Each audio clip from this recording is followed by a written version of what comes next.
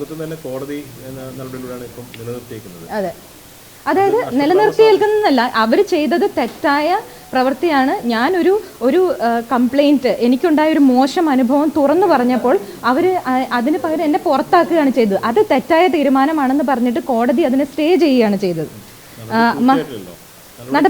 നടപടി പൂർത്തിയായിട്ടില്ല. അതുപോലെ തന്നെ ഇപ്പം ഇവിടെ ആരെന്ത് ചോദ്യം ഉന്നയിച്ചാലും അവരെ പുറത്താക്കുക എന്നുള്ളൊരു രീതിയാണ് പ്രൊഡ്യൂസേഴ്സ് അസോസിയേഷനിലുള്ളത്. ഇപ്പോൾ ഷീല ചേച്ചി കുറച്ച് ചോദ്യങ്ങൾ ഉന്നയിച്ചിരുന്നു, പ്രൊഡ്യൂസേഴ്സ് അസോസിയേഷനെ സംബന്ധിച്ച് ചില കാര്യങ്ങൾ ചോദിച്ചിരുന്നു. അതിന് അവർക്ക് ഉടനെ ഷോക്കോസ് നോട്ടീസാണ് പ്രൊഡ്യൂസേഴ്സ് അസോസിയേഷൻ കൊടുത്തത്. ഷോക്കോസ് നോട്ടീസ്, ഇതിൻ്റെ പുറകെ ഓരോ അതിന് അവർക്ക് വരുന്ന ചിലവെന്ന് പറയുന്നത് 35,000 രൂപയാണ്. ഇത് ഓരോ നിർമ്മാതാവിനും അത് സാധ്യമല്ല. അതുകൊണ്ടാണ് ആരും കംപ്ലൈൻ്റ് ആയിട്ട് മുന്നോട്ട് പോകാത്തത്.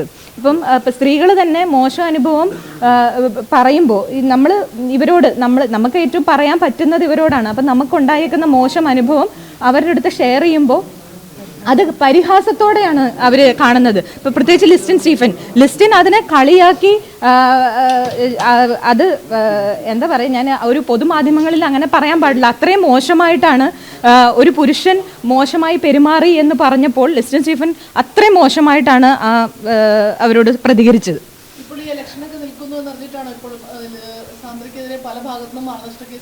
അതെ, ഞാൻ മാനനഷ്ട കേസ് ഇതിന്റെ ഭാഗമായിട്ട് വന്നതാണ്. ഞാൻ നിൽക്കുന്നു എന്ന് വെച്ചാൽ അവർ ഭയന്നു. എന്തിനാണ് ഭയക്കുന്നത്? ഇത് മാറിക്കൊടുക്കാൻ തയ്യാറാവണം. അവർ എന്നും ഈ കസേര കെട്ടിപ്പിടിച്ചുകൊണ്ടിരിക്കുക എന്ന് പറയുന്നത് ശരിയായ കാര്യമല്ലല്ലോ. ആളുകൾ മാറി വന്നെങ്കിൽ മാത്രമേ പുരോഗതി ഉണ്ടാവുള്ളൂ. ഇപ്പൊ ഞാൻ തന്നെ ഈ അസോസിയേഷനിൽ ഈ പ്രാവശ്യം പ്രസിഡന്റായി ജയിക്കുകയാണെങ്കിൽ അടുത്ത ടേമിൽ ഞാൻ ഇരിക്കില്ല. ഞാൻ മാറിക്കൊടുക്കണം. പുതിയ ആളുകൾക്ക് അവരുടെ പൊട്ടൻഷ്യൽ കാണിക്കാൻ അതിനുള്ള അവസരം ഉണ്ടാക്കി കൊടുക്കണം. അതിന് സംബന്ധിക്കാതെ വർഷങ്ങളായിട്ട് 10-15 പേര്, ഇപ്പൊ ഹേമ കമ്മിറ്റിയിൽ പറയുന്ന പോലെ, ഒരു പവർ ഗ്രൂപ്പ് എന്നൊക്കെ പറയുന്ന പോലെ 10-15 പേര് അടക്കി വാഴുന്ന ഒരു അസോസിയേഷനാണിത്.